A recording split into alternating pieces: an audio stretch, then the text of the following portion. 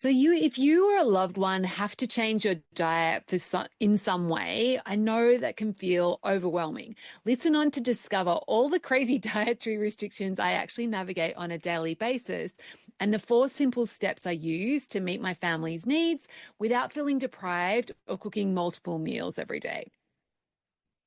So, welcome to Joyful Eating, episode 223. And today we're talking about the best and easiest way to meet your dietary restrictions without feeling deprived. Before we dive into that, the best bite I had recently, I'm a little bit obsessed with tahini.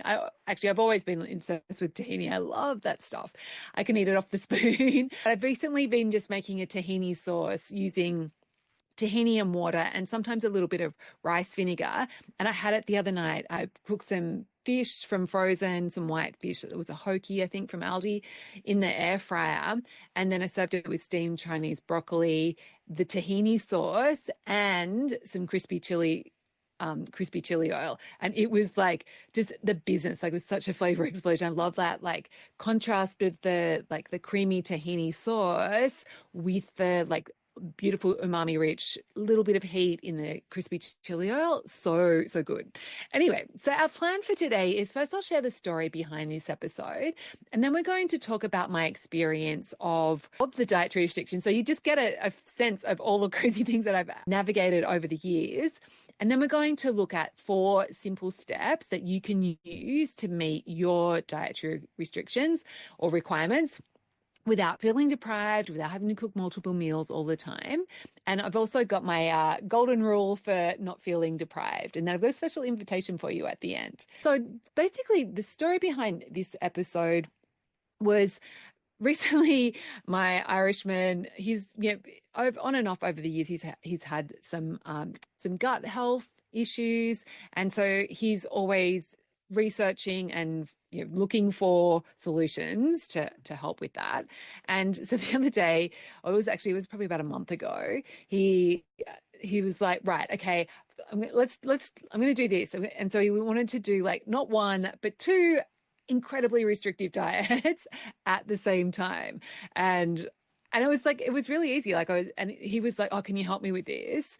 And I was like, yeah, of course, easy, like no dramas. And it just got me thinking of like, wow, like, because I remember like when he first started having gut issues and we had to, like, he would say, oh yeah, I want to do this low FODMAP thing or whatever. Like it used to cause a bit of tension between us. And I found it quite stressful, even though I had a lot of experience with navigating dietary requirements. Like every time it was like this change, I was like, ugh. And this time it was so easy. And I was like, oh, I need to do a podcast episode about this to let you know that it's possible to actually do all sorts of crazy things with your diet and it be like no big deal at all. Okay, so that's a story. And so I guess let's take a step back and I just want to share with you like all the things that I've navigated over the years. And so my first introduction to just the idea that people could have dietary restrictions was my dad was actually not diagnosed, but he saw a doctor who'd suggested that he may have intolerance to gluten. I think it was gluten, dairy, peas was the other one, and there was a third one: gluten, dairy, peas. Like the peas was pretty random. Anyway, we'll just go with gluten and dairy. And at the time, I remember like it being this big thing of like my mom, like, oh my goodness, what am I going to cook? And then also being this big thing of like she would go out of her way to like find gluten-free pasta options and do all these things. And actually, this was back probably like 30 years ago. So dietary restrictions weren't that common back then. And so yeah, like my mom would go through all this hassle to like make meals that suited my dad, and then of course he would do that, and then he'd go and like chow down on bread and butter kind of thing. And she'd be like, and she was really frustrated with him, and it caused a lot of tension. And so I just like, that was my first introduction. And then when I was in my 20s, of course, I started actually was that 20s or maybe even 30s. I was getting more into health and interested in nutrition, and I'd studied nutrition at university. And actually, I decided that I was going to, like, after I started my blog, I decided that I was going to experiment with being vegetarian. So I did vegetarian month. I also experimented with being vegan for a week. um, and yeah, of course, I didn't know a lot about, I did know something about nutrition because I had studied at university, but yeah, those experiences weren't too hard for me to do, but I definitely learned that neither of those ways of eating were good for me. Like they didn't feel good afterwards, so I didn't continue with them. And then as I was getting more into nutrition and like the internet was like, I'm just learning about things, I came across the whole paleo um, diet. And so I started experimenting with that. And then when I actually didn't get diagnosed with diabetes until my second pregnancy. So for my second child, but I got diagnosed with gestational diabetes. Um, and yeah, basically with that, there was a lot of shame, I remember at the time. And I was like determined to, because it's like, when you're pregnant, you don't want to like harm your child. So I was very determined to like, really manage it with my diet. And so I like really delved into what I could do to do that. And I was like testing my blood sugar after every meal. And like, I went really all in on the low carb thing, which worked out well. Healthy baby, no problem. And then, of course, after my gestational diabetes, for most women, it gets resolved after birth, but for me, my blood sugar was worse when I got my follow-up tests done. Um, so yeah, ever since then, so Bimbo's just, he's 9 now. So it's been like 9 years I've been eating for diabetes and managing it with diet, and also recently started taking some meds just to give me a bit more flexibility with it. But again, it hasn't been a problem for me. Like it's been really easy to navigate. So yeah, so I've got the low carb thing going on for me. And then, of course, for my Irishman, I mentioned he's had some gut problems. And so he started off, one of the things was like doing the low FODMAP diet, which you can Google what that is. But it's quite challenging to follow because it's like on that, like, red cabbage is not okay, I think, but white cabbage was. And also the thing with FODMAP, they have this like traffic light system. So it's like some foods are green and you can just eat as much of them as you want, but there's some are red, which you need to avoid all the time. But then there's like this amber section where you can have a certain amount of these things, but not more than that. And so yeah, it takes a long time to get your head around. And yeah, like, but we did it. And he's still like, there are some things from that low FODMAP approach that he has continued. Like I don't think he'll ever be able to eat cauliflower again without having a negative reaction to it. But there's also some things that he hasn't had to continue with. And then more recently, as I mentioned it earlier, he was experimenting with a low sulfur diet, so which is an unusual thing. So he has this basically his gut bacteria, they produce too much sulfur or something. So, like he's got the bacteria that eat sulfur, and then they cause a negative reaction in his gut. And so we were looking at like what foods are low in sulfur. And then he was also doing this, the other thing at the same time was this low fermentation thing. I can't even, I've tuned out what exactly the details were of those. But yeah, it was easy to be able to put those two together, like the low fermentation and the low sulfur together. Like we were able to do that. And then at the same time, I'm feeding two small, or they're not so small anymore, medium-sized boys. And so of course they have that normal, as Finbar says, so if anyone ever asks if they have any dietary requirements, I just say, oh yeah, they're allergic to green vegetables, which Vogel's getting a bit better. He's 11 now, but Finbar still, has some resistance around anything green. And so, yeah, and they're like, they have very, just normal kid palates. So they don't like a lot of chili, although Vogel does like spicy salami, so it's a bit weird. And anything that's really strongly flavored, they're not super into. And of course, they love their carbs. So they love their pasta, they love their noodles, they love their rice. So So we've got that going on in the family, me with diabetes and my Irishman with his, gut things. And then I also cook for my dad. So he's 86. He lives in a retirement village. So I cook up meals for him and just freeze them in little Pyrex containers, glass containers. And then he just, defrosts them in the microwave. And that's his, that I take care of him. So these days, he actually doesn't seem to be sensitive. Oh, legumes was the other thing for him. So it was dairy, legumes, and so lentils and peas, and gluten. But he's got stuff his sensitivity seems to have resolved. So he at the moment doesn't have anything specific that I need to avoid for him. But of course, I'm wanting to make it as nutritious as possible for him. So it's a lot, right? And basically, you name it. I probably have experimented with it. Try like I have when I was breastfeeding. I went through a dairy-free phase to see if that was going to help with, I can't remember what children vomiting or something. Yeah. So, and I do find it fascinating, and so that's one of the reasons why when I've been writing recipes, I always include variations at the bottom of the recipe. So if someone is reading it and they need to make it dairy free, or they've got a nut allergy or whatever, like I give options there. So yeah, that's my experience, and I guess I find it fascinating. So let's now talk about the how-to. Like, so if you do have you're diagnosed with something, or you see a naturopath and they say, oh, you might want to experiment with trying cutting out dairy for a while, or gluten or sugar, whatever.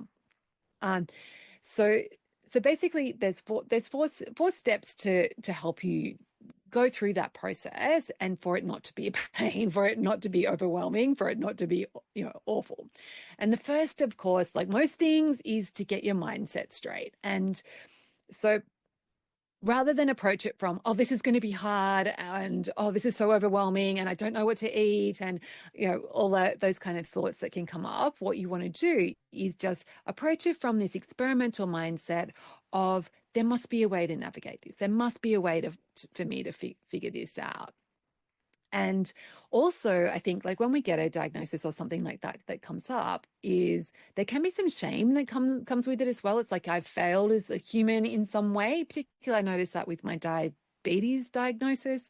And so the thought that I find really helpful with that is just to remember that, like, there's nothing such thing as a perfect human. Like, everyone has something that doesn't work really, like, 100%. And so if yours is this thing that can be mitigated with your diet, like, great, it's actually better to know that and have an option than it is. And there's no shame around it. It's not like you're a failure as a human just because you need to play around with your dietary restrictions. So we want to unshame it, get your mindset straight. So yeah, there must be a way to navigate this, rather than telling yourself that it's going to be hard. So that's the first thing. First of all, thoughts about it. And then the second is to just set your expectations. And the thing is that with any change, but actually this is true of any change in life, but what I've really noticed with dietary changes is that the first week is the hardest. Like, the first days and the first time you go shopping, it's just like figuring that out is like hard. But then once you do it a couple of times, you get into a rhythm, you find some things that so you change your habits of what your shopping, what your go-tos are, and then it just becomes second nature. So if you just remind yourself, okay, this is going to be hard in the further, like, it is going to require more mental energy in the first couple of weeks, and have that expectation, and remind yourself that it's not going to be this hard all the time, like for the rest of my life, then that just makes it easier to go through those first few weeks. Okay, so then the third thing that we want to do is focus on what you can eat. And so the thing with dietary restrictions is it tends to be defined by what you're not eating, which means your brain wants to go to the what you're not eating thing, which feels very limiting. And so if you're, if you need to avoid gluten, then it's like, okay, I need to avoid gluten, and you're thinking about gluten or all the delicious baked things that you're not going to be able to eat, or if you're dairy free, whatever. And so what's really important, and what I did with with my Irishman when he came to me recently, I was like, okay, yeah, tell me what's on the no list, but more importantly, tell me what's on the go list. Like, what are the things that are going to suit this way of eating? And generally, like, the list of foods that you are able to eat or that do work is going to be vastly longer than the not list. But having that actually in front of you, having that is super helpful, because it helps direct your brain away from the limitations and the scarcity into this abundance of, oh yeah, like, amazing. So even like with the low FODMAP, which is, you know, quite restrictive, like, or so if we use like my diabetes, like if I'm thinking, okay, well, so I'm eating low carb, right? So basically that's no grains, no root veg, like, or some root veg, but, you know, small amounts of them, you know, sugar, and everything else is pretty much fair game, right? So it's like any of the proteins, absolutely great. Legumes, I do need to be a bit more careful with in terms of quantity, but, you know, I can have them if I want. And, you know, so many vegetables, like, yeah, potatoes, sweet potato, need to be mindful of, but the rest of the vegetable family, completely fine. All the fats and oils, like all the herbs and spices, like, they're all doable. So yeah, like, when I think about it in that way, it's like, yeah, there's so many options. Okay, and if you've got a couple, actually, that's another thing to think about. If there's a couple of dietary requirements that you need to navigate, actually, we might talk about that in the next section. So we're going through our 4 steps. So we're getting our mindset straight. We're setting our expectations and reminding ourselves, okay, it's going to be harder this first couple of weeks, but then it's going to get easier. Focusing on what we can have. So having that list of, like, what is, you know, what are my options here? And then the next thing that I think is really helpful is, and that has really enabled me to be able to do this, is to learn the skill of cooking without recipes. Because, and of course, you don't, and this is optional, like, you could just, you know, Google dairy-free recipes and limit yourself to the dairy-free recipes that you come up with, or what, you know, insert your dietary requirement here. And there's plenty of things on the internet that you can do. However, if you've got, like, the more dietary restrictions you have, the harder it is to find those recipes that suit your unique situation.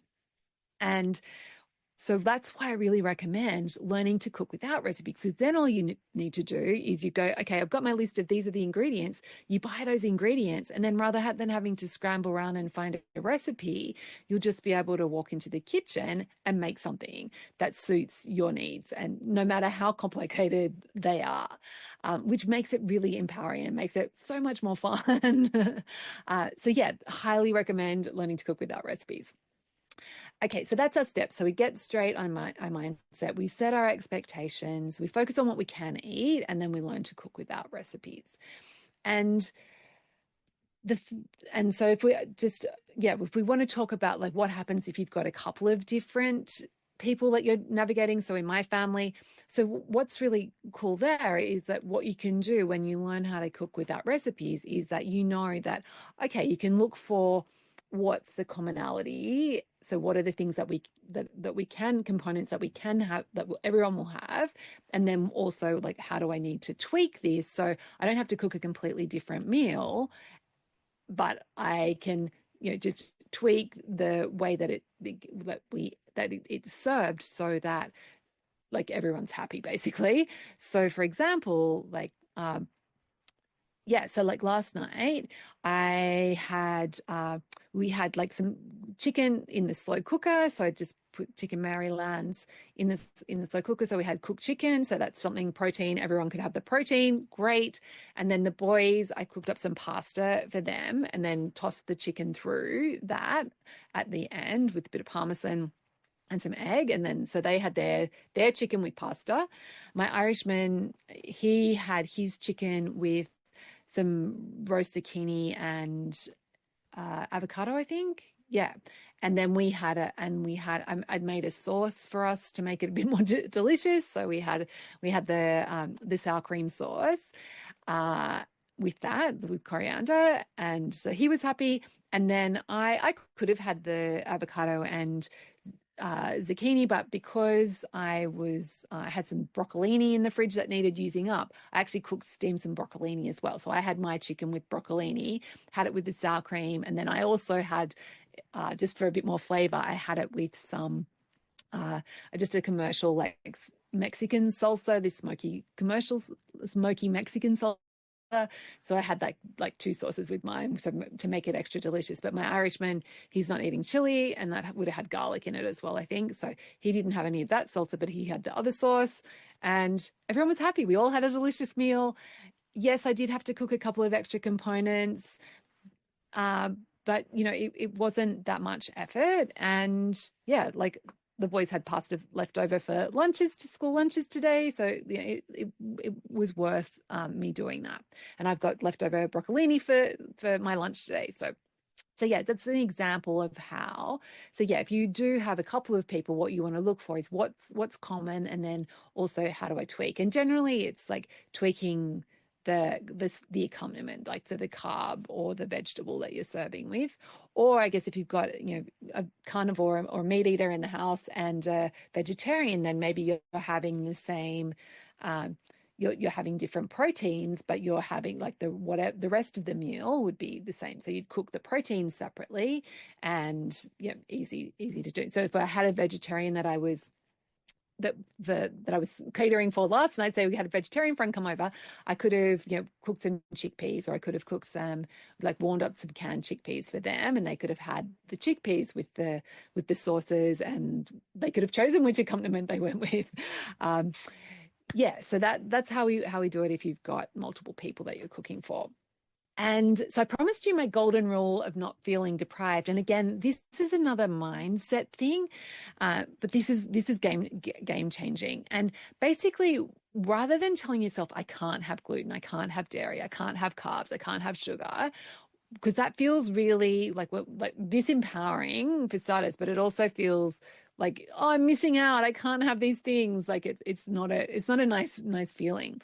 And so what we want to do instead is just think, I don't have carbs, or like I don't have dairy, I don't eat. And that's just it's a subtle shift, but when you're thinking I don't eat those things, then it feels a lot more empowering. And also you don't feel like you're missing out, because it's like, yeah, I don't do that. I'm just choosing not to, like, cool. And so I'm not missing out on anything. So that's my golden rule for not being deprived. So when you notice yourself talking about, your dietary crimes, go like, no, I don't eat onions and garlic at the moment. Or rather than telling yourself I can't have them, and actually seeing it as a choice, because you, of course, for some of us, I guess, for some things, like you say, you've got an anaphylactic reaction to peanuts, you really can't have peanuts or you're going to die. So yeah, like in that case, yeah, you can't. But for most of the dietary requirements, it's like, yeah, you can actually have some gluten if you want. You can have some dairy if you want. There's a cost to it for you. Like, so you may feel quite uncomfortable after having it. And for me, like, it would be like, I can have rice. My blood sugar is going to be high. Is it the end of the world if I have high blood sugar for one day in the rest of my life? Not really. So it's like just reminding ourselves that we have a choice, and that just helps us feel that, yeah, okay, I can choose this. And I haven't had rice since like for years probably, and I never miss it. I never feel like I'm missing out because I can't have rice, because I know that if I did want to have some rice, I could have some rice. Like, it's not the end of the world. But I choose not to. And so it feels really easy. So that was a lot. Glad you stayed with me. So if you do have some dietary restrictions that you are navigating, and you want to learn how to cook without recipes so that you can navigate any crazy dietary restriction with ease and joy, and with making really delicious food, then I invite you to sign up for my Make a Healthy Meal Without a Recipe 5-day challenge. So to find out more about that, just go to my blog, Stone Soup. And if you click on the challenge page, so if you Google Stone Soup, you'll find it. If you just click on the link to the challenge, that'll give you all the details. And also, because you're a podcast listener, I've got a special discount for you. So off the regular price. So if you just use the discount code POD, P-O-D for podcast, 25, all caps, at the checkout, then you can see what the discount is when you discover it. So have a beautiful week, navigating your dietary requirements with ease and joy, and I will catch you next week.